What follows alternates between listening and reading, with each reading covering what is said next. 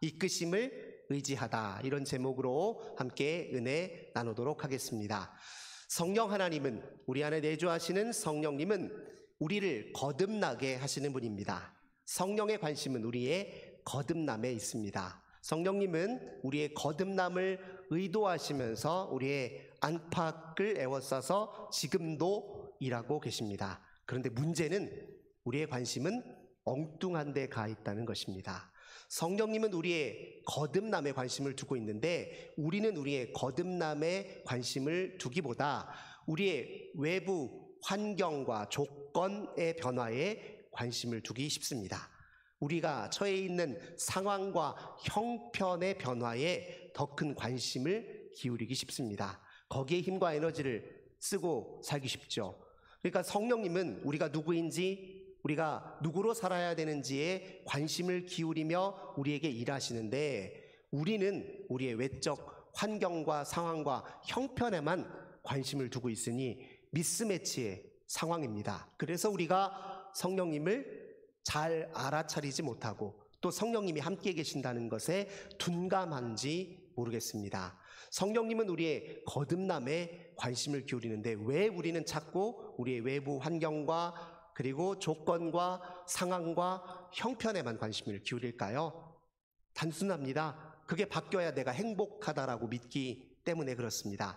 외부 환경이 달라지고 조건이 바뀌고 상황이 개선되고 그리고 형편이 나아지면 그게 곧 내 행복이고 그게 나에게 행복을 가져다 줄 것이라고 믿기 때문에 그렇습니다. 물론 일면 맞기도 합니다. 지금보다 이왕이면 전세나 월세 사는 것보다 내 집에 사는 게 좀 더 안심이 되고 만족이 되겠죠. 주거 환경이 달라지면 더 만족이 있는 것 사실입니다. 지금 갖고 있는 우리 집 안에 내부 가구, 내가 쓰고 있는 전자제품, 각종 기기 다 좋은 곳으로 바꾸면 만족이 있습니다. 지금 차는 차보다 더 좋은 차 타고 다니고 더 좋은 옷, 더 좋은 브랜드의 소지품을 챙기고 다니면 사실 더 만족이 있는 것도 사실입니다. 그런데 이런 만족만 볼 게 아니라 거기에 수반되어 있는 불편한 진실도 볼 필요가 있습니다. 우리가 자꾸 외부 환경과 조건, 상황과 형편이 달라져야 행복하다라고 이런 믿음을 견지하면 견지할수록 아이러니하게도 아무것도 달라지지 않은 지금 현재, 이 현실은 더 불행하다고 느끼기 마련입니다. 더 비참하다고 느끼기 마련입니다. 더 불만과 결핍이 커지기 마련입니다. 행복이 늘 미래에 있잖아요. 이게 달라져야, 상황이 이렇게 바뀌어야, 조건이 이렇게 달라져야 행복할 것이다 하면 달라지지 않고 아무리 노력해도 여전히 그대로인 이 현실을 늘 불행하다고 느끼는 것이잖아요. 근데 이게 신앙의 문제에 있어서도 맞물려 있습니다. 우리가 이렇게 외부 환경과 조건의 변화만 소원하며 하나님 앞에 기도를 드릴 때 그걸 우리가 소원 기도라고 하잖아요. 근데 이 소원 기도에는 뭐가 빠질 수 있냐면 하나님의 임재를 간구하는 기도는 빠질 수 있어요. 주님과 관계에 초점이 맞춰져 있는 것이 아니라 내 소원에 초점이 맞춰져 있기 때문에 어떻게 보면 하나님과의 관계를 뒤로 미루는 일이라고 할 수 있습니다. 지금 현재 하나님의 임재를 경험하고 하나님과의 만남과 사귐을 원하는 것이 아니라 그저 소원이 이루어졌을 때까지 그것을 보류하고 지연시키는 그런 우를 범하고 있다는 사실을 우리가 기억할 필요가 있습니다. 무슨 말이냐? 소원이 이루어져야 그제서야 하나님이 내 곁에 계셨구나, 나를 지키셨구나, 나를 도우셨구나, 그제서야 인정하고 알게 된다는 거예요.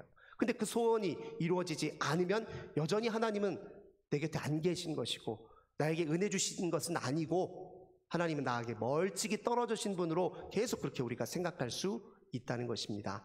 하나님은 지금 여기에 계신데, 하나님은 지금도 나를 향해 계신데 거기에는 우리가 관심을 두지 않고 그저 우리의 소원이 이루어지는 그날 마치 하나님이 짠 하고 나타나신 것처럼 우리가 생각하기 쉽다는 것입니다.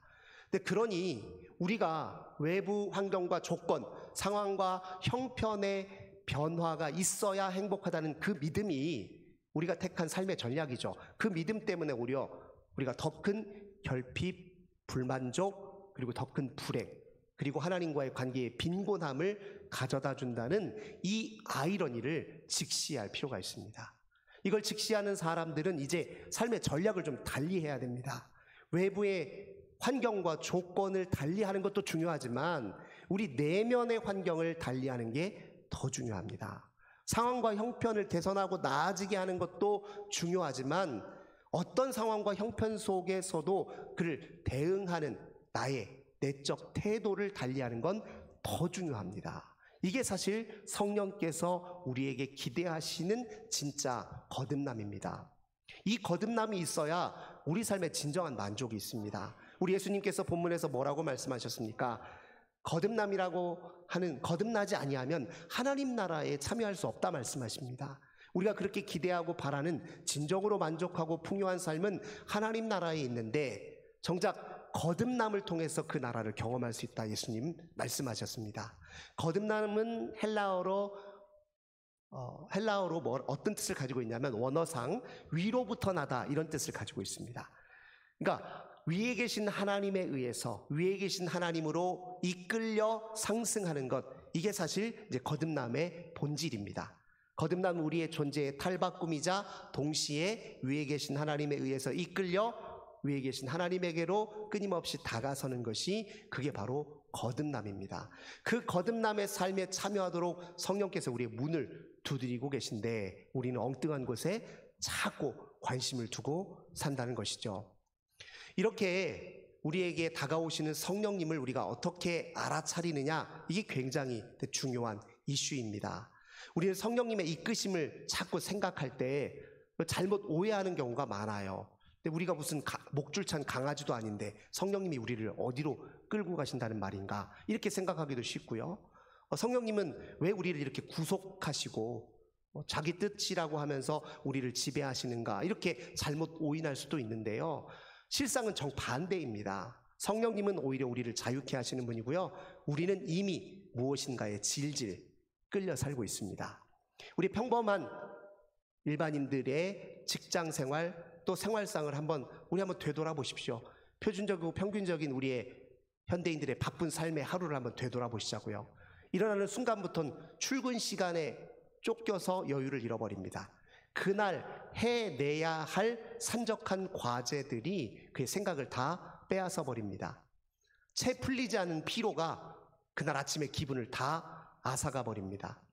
어쨌든 직장이든 사업장이든 내가 일하는 그곳에 가면 불편한 사람들과의 끊임없는 씨름 속에서 우리의 감정 에너지가 다 소진되어 버립니다. 처리해야 될 일도 많은데 또 사람과의 관계도 불편하고 일하는 것이 도무지 편하지 않는 것이 현대인들의 삶 아닙니까?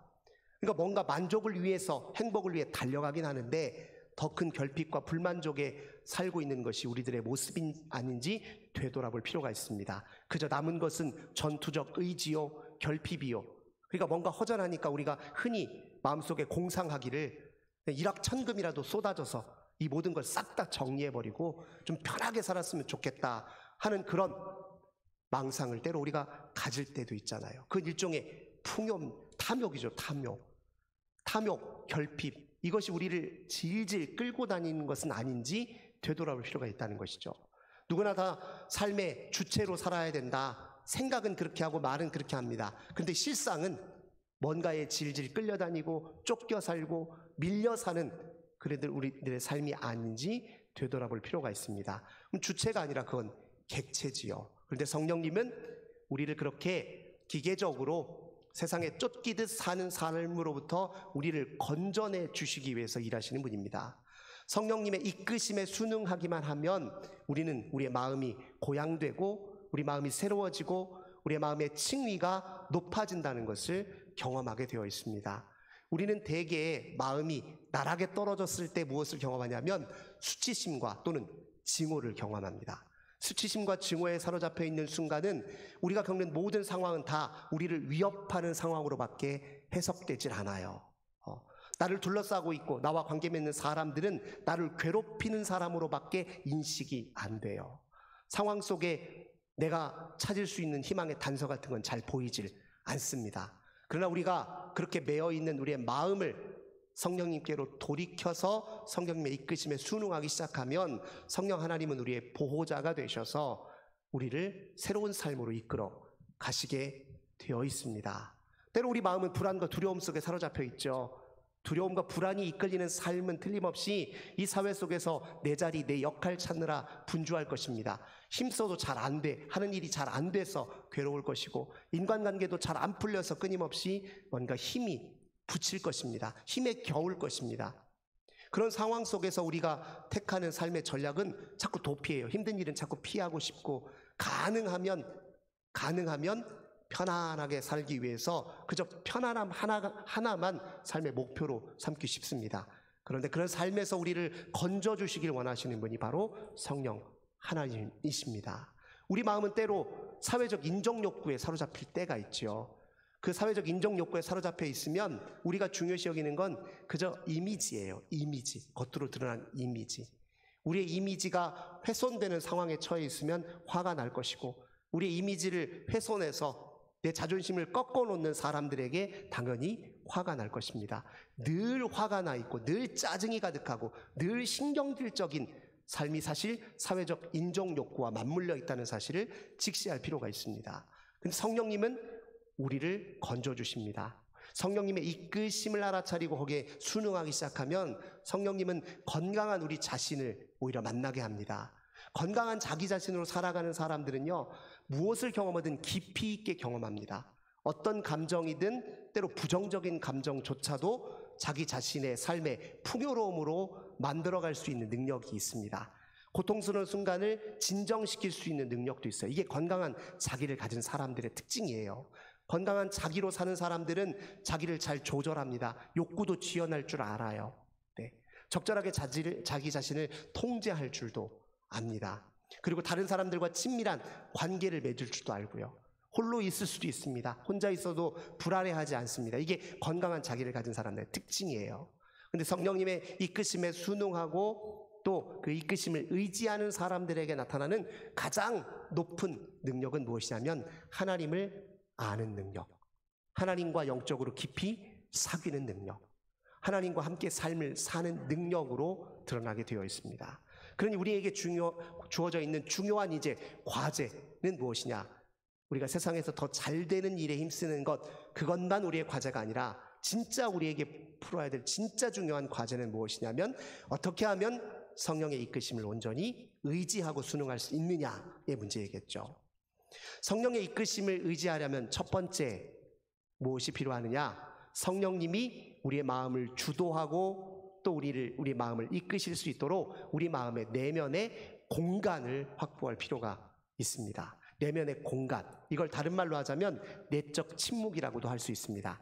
말을 하지 않는 것이 그냥 침묵이 아니라 진짜 중요한 침묵은 내적 침묵이에요. 내적 침묵은 무엇을 뜻하냐면 우리 마음속에 생각과 감정과 욕구와 충동에 완전히 사로잡혀 있지 않은 상태, 그것들과 느슨하게 놓여져 있는 상태, 거리를 둔 상태를 의미합니다. 그걸 바로 내적 침묵이라고 말해요.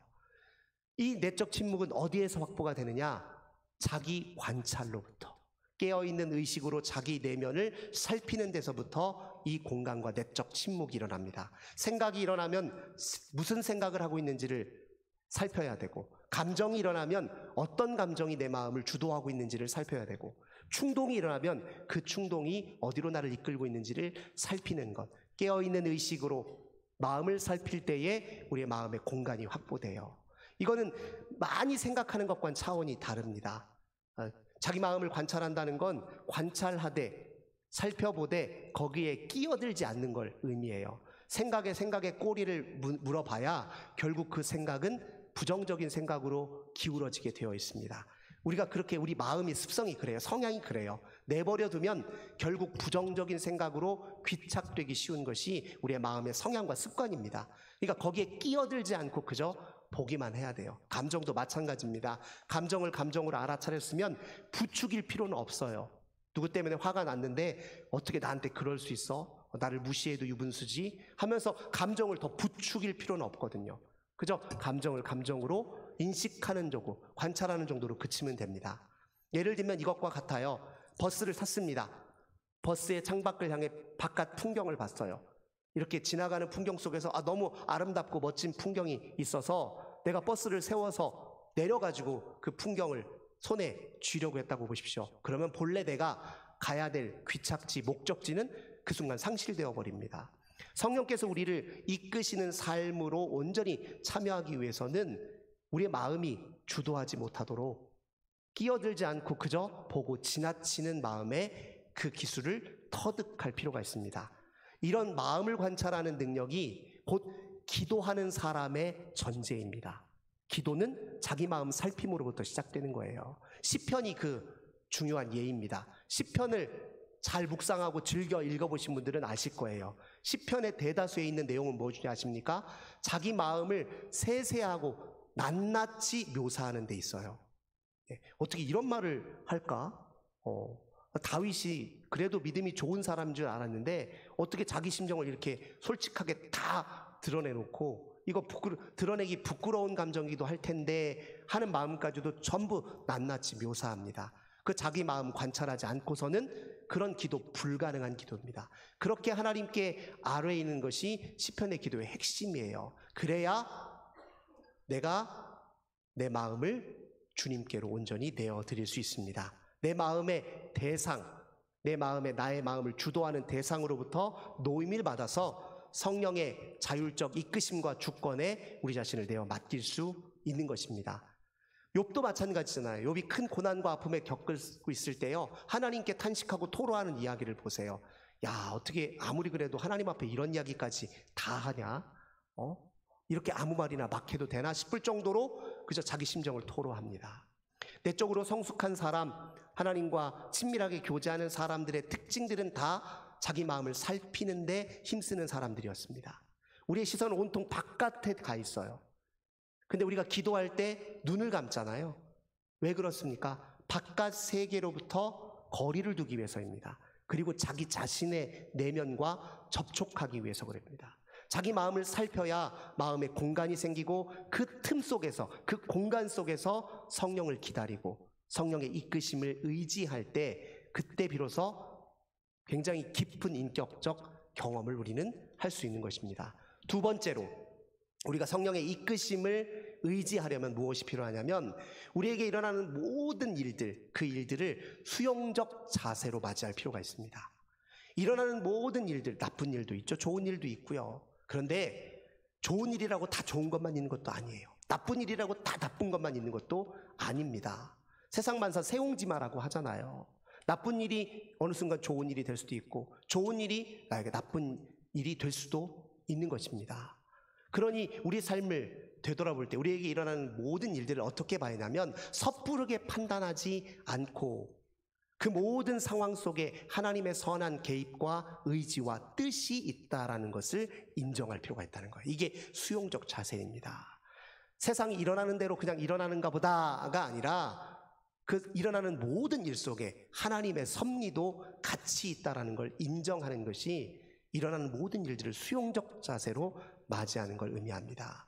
이 세상에 일어나는 모든 일들은 내 인생의 필요에 의해서 일어난 일일 수도 있습니다. 내가 보기에는 당장에는 광야 같고 빨리 벗어났으면, 빨리 비켜갔으면, 빨리 지나가 버렸으면 하는 일이라 할지라도 그 일이 나의 영적 성장과 성숙을 위해서 필요한 일이기 때문에 나에게 일어났을 수도 있습니다. 그렇게 여기셔야 돼요. 출애굽 이스라엘 백성들의 마음을 생각해 보세요. 노예로부터 해방은 됐는데 하나님의 약속하신 가나안 땅, 그 비옥한 토지로 곧장 들어가면 얼마나 좋아요. 한 달 열심히 달리고 걸으면 충분히 들어갈 수 있는 땅을 40년이나 헤맸다고요. 광야를 거쳐야 할 이유가 있기 때문에 하나님이 그곳에 두셨던 거예요. 당장에는 빨리 비켜갔으면 하는 그 공간이 실은 하나님의 백성으로서 훈련되고 거듭나는 공간이었잖아요.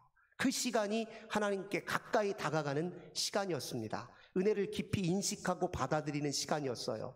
은혜가 나를 살게 한다는 사실을, 그 비밀을 체감할 수 있는 공간과 시간이었다고요. 그러니 우리는 빨리 비켜가길 원하지만 주님은 일부러 두신단 말이에요. 일어나는 모든 일들에 하나님의 선한 손길을 인정하고 또 받아들일 줄 아는 만이 그게 수용적 자세예요. 무슨 일이든 수용적 자세를 갖고 있는 사람들이 성령의 이끄심과 하나님의 이끄심을 직접 경험하고 거기에 순응할 수 있습니다. 세 번째, 성령님의 이끄심에 순응하고 의지하려면 우리가 행하는 모든 일의 의도와 목적을 하나님께로 끊임없이 확장해 가야 합니다. 우리가 하는 일은 대부분 우리 자신의 욕망을 위해서 하는 일이죠. 우리 만족을 위해서 하는 일입니다. 근데 그렇게 하지 말라는 게 아니에요. 내가 원하는 것 위해서 일하지 말라는 뜻이 아닙니다. 나를 위해서 일하지 말라는 뜻이 아닙니다. 나를 위해서만 살지 말라는 뜻이에요. 나를 위해서 사는 삶을 하나님을 위해서도 사는 삶으로 확장할 수 있습니다. 예를 들어볼까요? 우리 배가 고프면 밥을 먹잖아요. 밥 먹는 이유는 내 배를 채우려고 먹는 거예요. 하지만 밥 먹는 일 하나도 내 배 채우는 일을 넘어서서 할 수 있습니다. 밥 먹는 일 자체를 밥 먹을 수 있음에 기뻐하고 밥을 먹게 해주신 하나님께 감사하는 마음을 갖는 것도 그저 배를 채우는 것보다 나은 일이에요. 거기에 덧붙여서 밥 먹는 일로 다른 사람들과 함께 친교하는 계기로 삼아 보십시오. 밥을 혼자 배 채우는 일로 세우는 것이 아니라 누군가와 교제하고 친교를 맺고 함께 삶을 나누는 계기로 만들 수도 있잖아요. 그러면 그보다 좀 더 나은 삶이겠죠. 그보다 더 나은 의도를 품을 수 있는 건 이것입니다. 밥을 먹지 못하고 굶주리는 사람에 대한 책임의식도 같이 가져서 나도 이렇게 배불리 먹을 수 있는데 누군가 굶주리는 사람을 위해서 내가 할 수 있는 일은 무엇일까? 내가 내 나름의 내 삶의 자리에 살 수 있는 일은 무엇일까? 생각하면 내 행위의 의도는 더 확장되었다고 말할 수 있습니다. 직장생활도 마찬가지죠. 돈벌이 위해서 일하는 거 맞습니다. 하지만 돈벌이를 위해서만 일하지 말라는 거예요. 내가 일할 수 있음에 기뻐할 수 있죠. 하나님이 내게 주신 재능, 내게 주신 달란트, 내게 주신 힘과 에너지, 이 모든 것을 잘 써서 잘 발휘해서 이렇게 무엇인가 의미 있는 것을 만들 수 있음에 감사하고 기뻐하고 향유하는 것, 이왕에 일하는 것, 함께 동료들과 좋은 관계 속에서 일하는 즐거움을 함께 누릴 수 있으면 그런 의도를 얼마든지 품을 수 있죠. 일하지 못하는 젊은이들, 직장을 구하는 젊은이들에 대한 안타까운 심령과 책임의식으로 이 사회가 더 나아지기를 바라는 마음으로 내가 할 수 있는 것이 무엇인지 생각해 볼 수 있습니다. 그게 지금 내가 하려는 의도, 일의 의도와 목적을 하나님께로 확장하는 길입니다.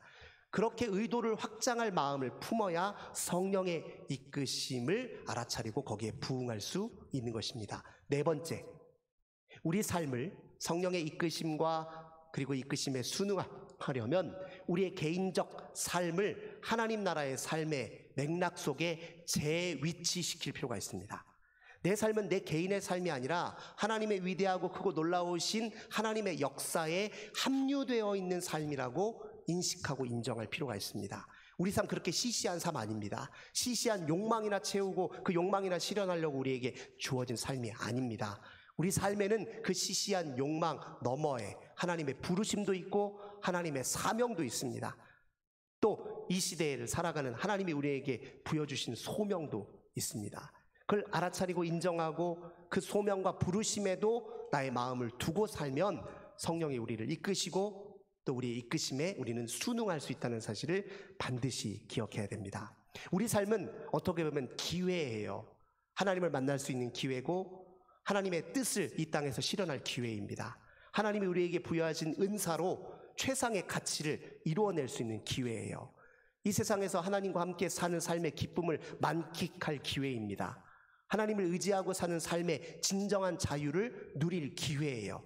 삶은 수많은 기회들로 이루어져 있는데 그 기회들은 다 놓쳐버리고 정작 엉뚱한 것에 질질 끌려 살고 있는 것은 우리인지 아닌지 되돌아볼 필요가 있다는 것입니다. 성령의 이끄심을 알아차리고 인정하면 우리는 누구보다도 자유할 수 있습니다. 사랑하는 성도 여러분, 성령의 이끄심에 순응하기를 원합니다. 성령의 이끄심을 의지하기를 원합니다. 성령이 우리 마음을 주도하실 수 있도록 우리 마음의 공간을 확보하십시오. 자기 마음을 살펴야 됩니다.